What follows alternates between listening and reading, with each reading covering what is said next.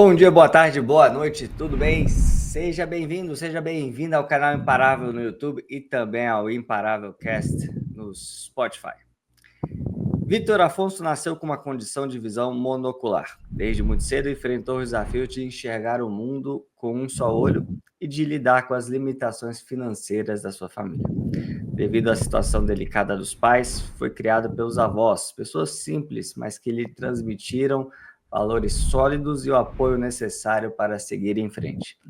A realidade não era fácil. Ainda jovem, Victor dividiu o tempo entre o trabalho em uma oficina de bicicletas com o avô, as feiras aos fins de semana e um estágio no INSS, enquanto concluía o ensino médio à noite em uma escola pública. O sonho de cursar História precisou ser adiado e ele seguiu para o curso de Administração, buscando uma inserção mais rápida no mercado. Aos 18 anos, já morando sozinho, viu-se diante da necessidade de mudar sua história e enxergou nos concursos um caminho real para alcançar uma melhor realidade e retribuir tudo o que recebeu dos avós. Sem qualquer experiência anterior, mergulhou de cabeça na preparação junto ao GRAN e mesmo enfrentando autossabotagem, dúvidas e uma rotina intensa, conquistou 2 aprovações no SEAGRE-DF e também na PPGG. Hoje, aos 26 anos, é servidor da Secretaria da Agricultura do Distrito Federal, atua na área de gestão de pessoas, é pós-graduado em gestão de projetos e estudante de filosofia na UNB. No Imparável desta semana, ele vai compartilhar como vencer os limites, seus próprios limites, driblou pensamentos negativos e mesmo com tantas adversidades, encontrou força dentro de si para vencer. E além disso, durante todo esse tempo, ele se consagrou campeão distrital de Muay Thai. Para você ver que ele sabe conciliar muito bem o tempo e é muito disciplinado. Vamos aqui conversar com o Vitor. Vitor, seja muito bem-vindo. Muito obrigado por estar aqui conosco hoje. Boa noite, boa tarde, bom dia, Gabriel. Muito obrigado pelo convite. Gostaria de agradecer a você, ao GRAN, e espero compartilhar a minha história para inspirar outras pessoas, que eu fui muito inspirado por tantos depoimentos aqui no GRAN, então estou muito feliz. Muito obrigado. Vitor, você mencionou que foi criada pelos avós devido às condições dos seus pais. Como foi a sua infância, sua adolescência? Como essa experiência de criação moldou sua visão de mundo e os seus valores? Exato, Gabriel. Eu fui criado pelos meus avós, devido a uma questão financeira e todos os procedimentos cirúrgicos que eu passei, os meus pais tiveram que me deixar com os meus avós. Eu nasci com visão monocular decorrente de um glaucoma congênito. Então, eu fiz cerca de 5 cirurgias no meu olho esquerdo e, por esse motivo, os meus pais não tinham essa condição de manter e me deixaram sob os cuidados dos meus avós. Os meus avós também não tinham muitas condições financeiras, mas eles tinham o que eu considero mais importante, que foi me deixaram um caráter, me ensinaram como ser um ser humano, um bom ser humano. E, nesse sentido, tive grandes dificuldades financeiras, sempre estudei em escola pública, e a minha visão de mundo foi moldada baseado principalmente nos meus avós, nos princípios que eles me deixaram. Eu nasci, fui criado, aliás, em Planaltina de Goiás, estudei na escola municipal. A escola municipal não tinha grandes estruturas, contudo, tinham excelentes professores e eu dividia os meus estudos com o trabalho de oficina de bicicleta com o meu avô. Quando eu fui para o ensino médio, eu fazia estágio no INSS e trabalhava na feira nos finais de semana. E estudava à noite. Exato, estudava à noite, terminando o ensino médio. Você era bom aluno? Então, eu me considerava um bom aluno. Eu nunca gostei muito de estudar, mas eu me considerava um bom aluno. E Em razão da condição de visão monocular, quais impactos isso acabou tendo na sua vida, na sua infância, adolescência, nos estudos? então, em relação aos estudos, eu tive dificuldade de ler de fato. A gente acaba forçando um lado do olho, um olho, e isso tem impacto em dor de cabeça. E assim, questão da escola em si, acaba que assim, as crianças mais novas acabam praticando bullying ali. Às vezes é uma coisa inconsciente, mas acaba acontecendo. E isso tudo, junto com essa questão dos meus pais, acabou que teve um impacto psicológico de autossabotagem, que foi o que você mencionou no início, e de fato de não acreditar no meu potencial. Acho que tudo isso virou uma bola de neve negativa na época, né. Hoje, eu considero como uma bênção essa dificuldade como uma das coisas que me possibilitou a evoluir como profissional, como ser humano. Daqui a pouquinho a gente vai entrar na autossabotagem, mas antes eu queria te perguntar o seguinte: você com 18 anos já saiu de casa, já foi morar sozinho. Foi para fazer Exato, faculdade? Foi por qual motivo? exato. Como eu morava em Planaltina de Goiás, é uma cidade que não tem muita estrutura, não tem faculdade, e eu tinha que, sim, fazer faculdade para ter a possibilidade de ajudar minha família, e eu consegui essa oportunidade do ProUni, de vir para Brasília, vir para Taguatinga, para fazer faculdade. E tudo isso de 17 para 18 anos. Também não tinha emprego ainda, não tinha nenhuma condição, mas eu tinha uma tia que morava em Taguatinga e ela me ajudou, disse que deixaria eu dormir lá um período, e para pagar essa matrícula, eu vendi tudo que eu tinha, não tinha muita coisa, mas vendi uma bicicleta, vendi na época um PlayStation 2. Então, o pouco que eu tinha, eu vendi para pagar essa matrícula da faculdade e fiquei morando com minha tia. E assim, é coisa de Deus mesmo, parece que não dá para explicar.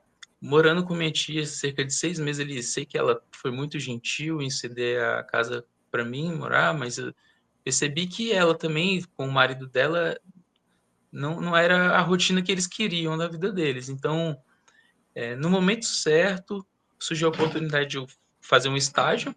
O curso de administração tem essa possibilidade de ter muitas oportunidades de emprego.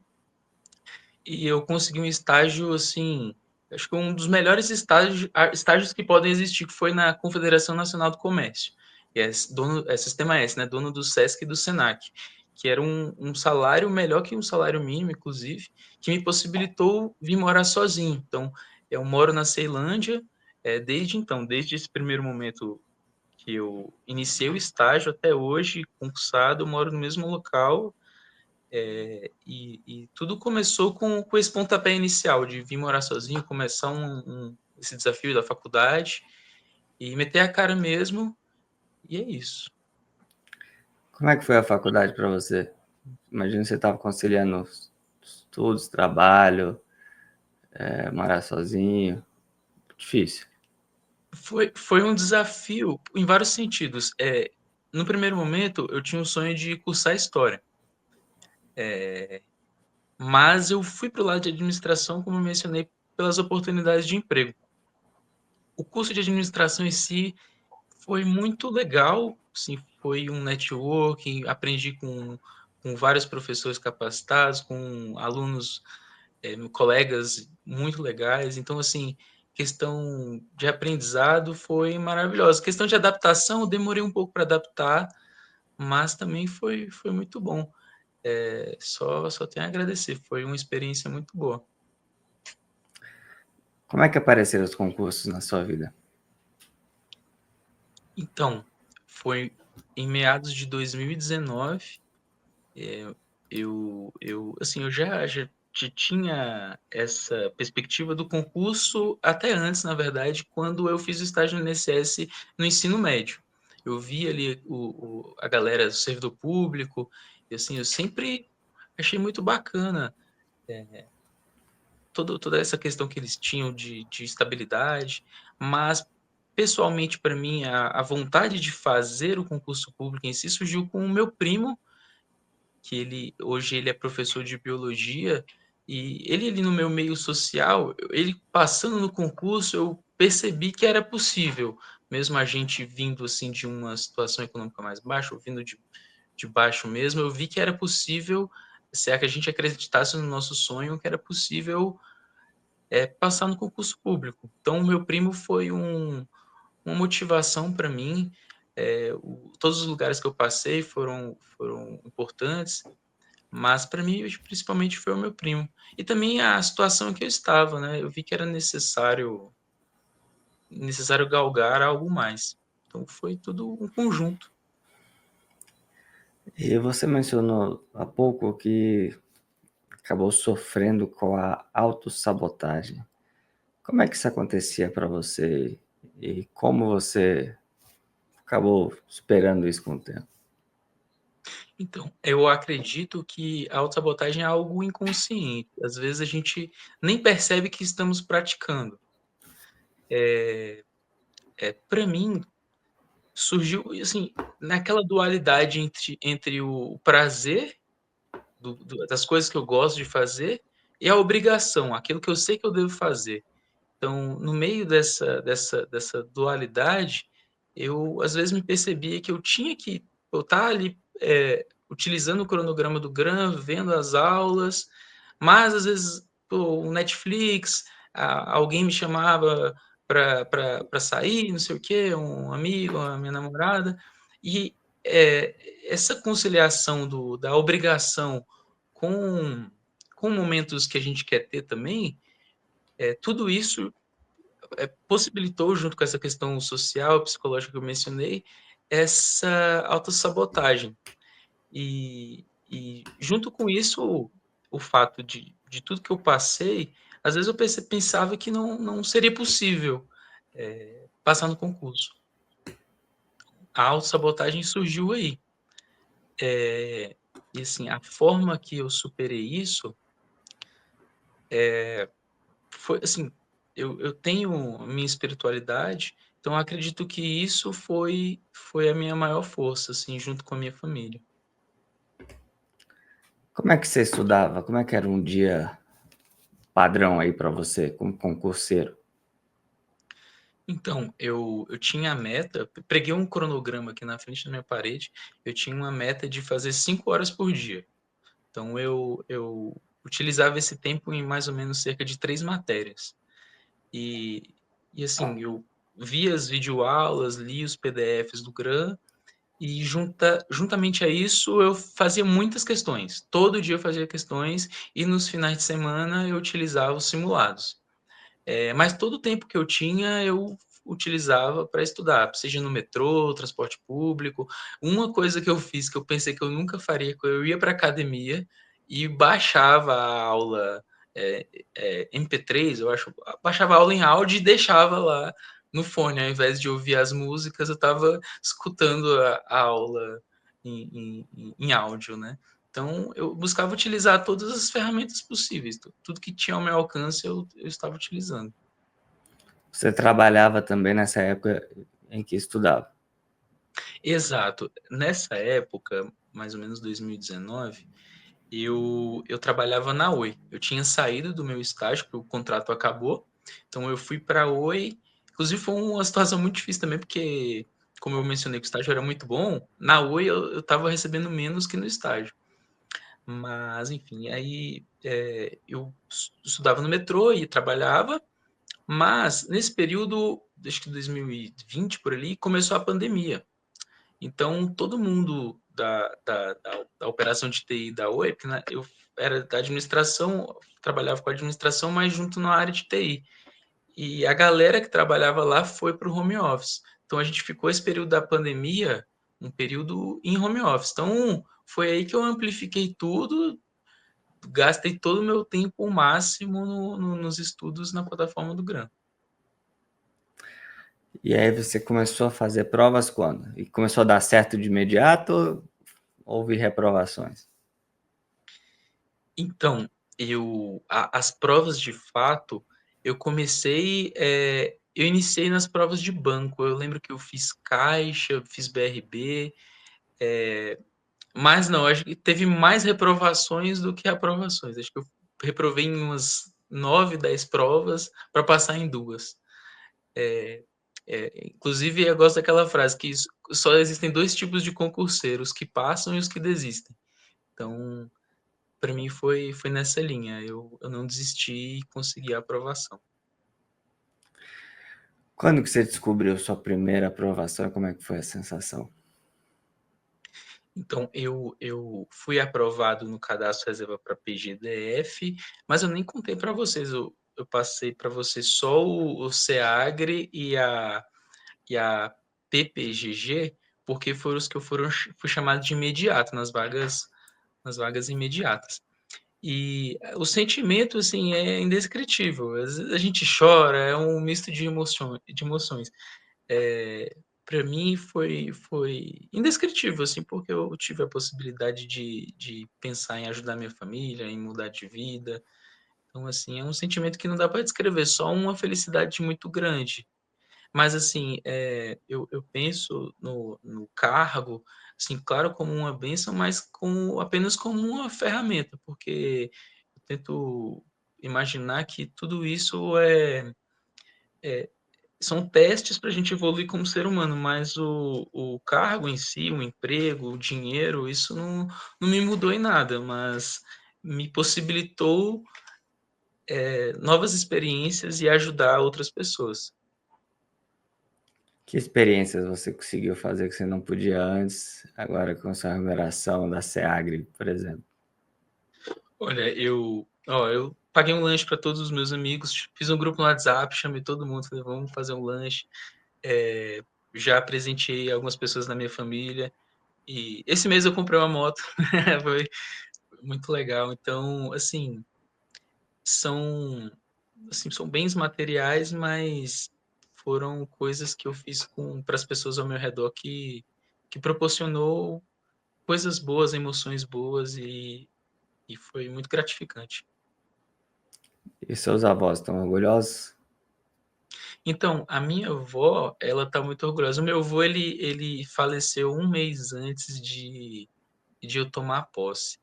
Ele, eu lembro que eu, ele estava no hospital, e assim, a gente faltava literalmente um mês para eu tomar posse, e eu sabia que eu ia tomar posse. Na época eu trabalhava no Senac, e eu ia lá no hospital, ele teve um problema no pulmão, ele já tinha 91 anos, decidiu andar de bicicleta, meu avô era muito aventureiro. E eu lembro que eu queria passar no concurso antes deles falecerem, porque eu queria, de certa forma, retribuir isso para eles.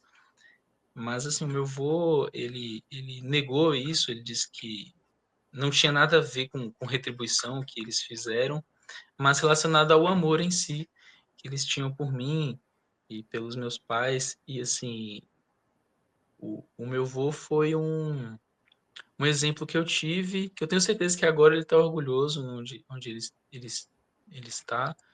A minha avó, ela está feliz, a gente conversa todo dia.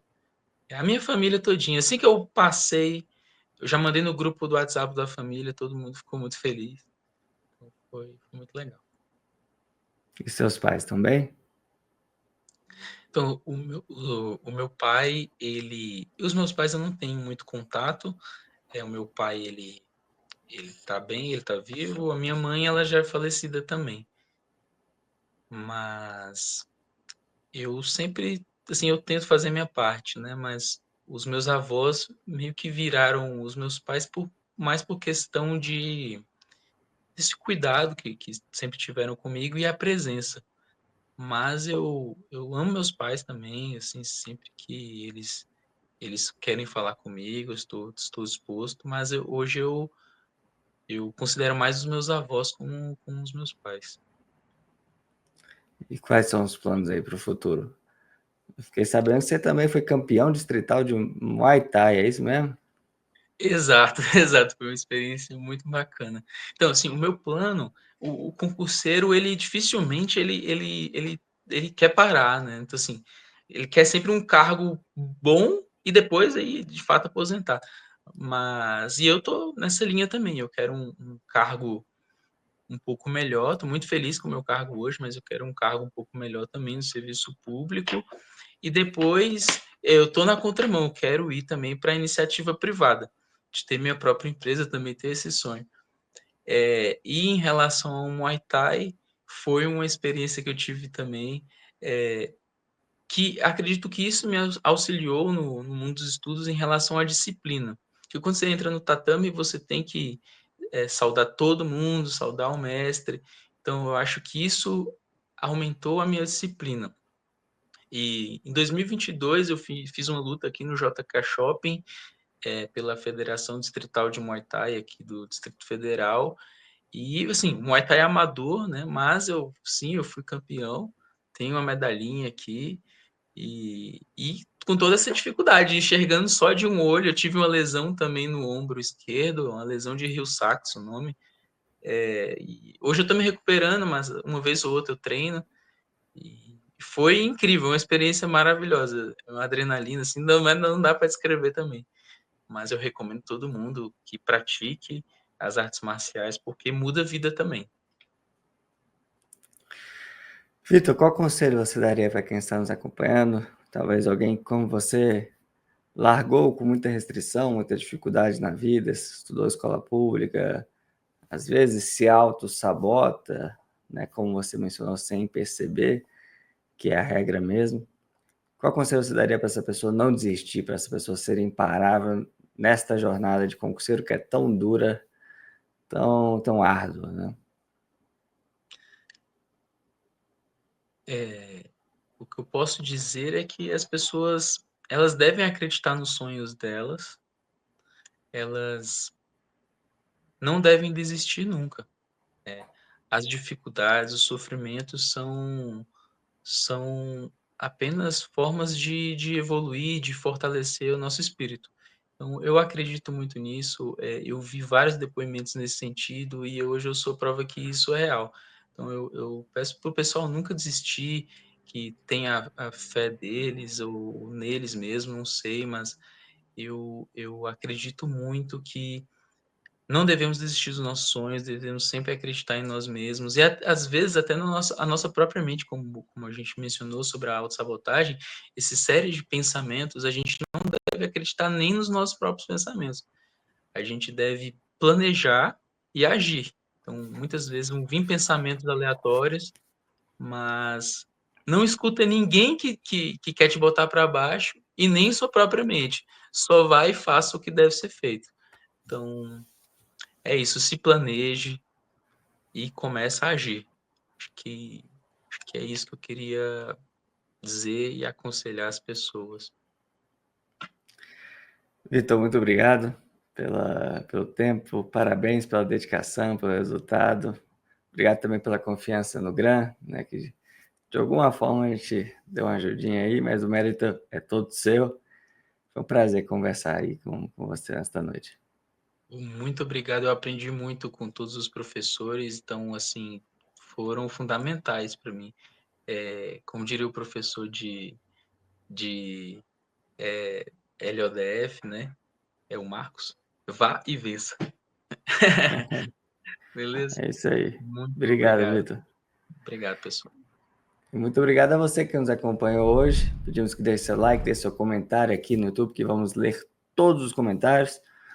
Assine nosso canal, clique aí no sininho para ativar as notificações, ou se preferir, nos acompanhe no Spotify para você ter acesso ali no seu aplicativo quando quiser, da forma como achar melhor. Estamos por aqui toda quinta-feira, às 19 horas, com uma nova entrevista imparável para você. Até a próxima. Fique com Deus. Tchau, tchau.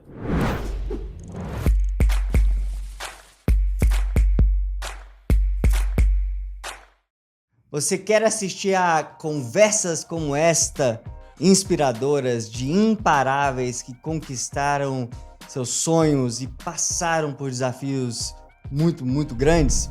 Então inscreva-se no canal Imparável, acompanhe centenas de entrevistas como esta e também assista aos novos depoimentos, às novas conversas, toda quinta-feira às 19 horas aqui no canal.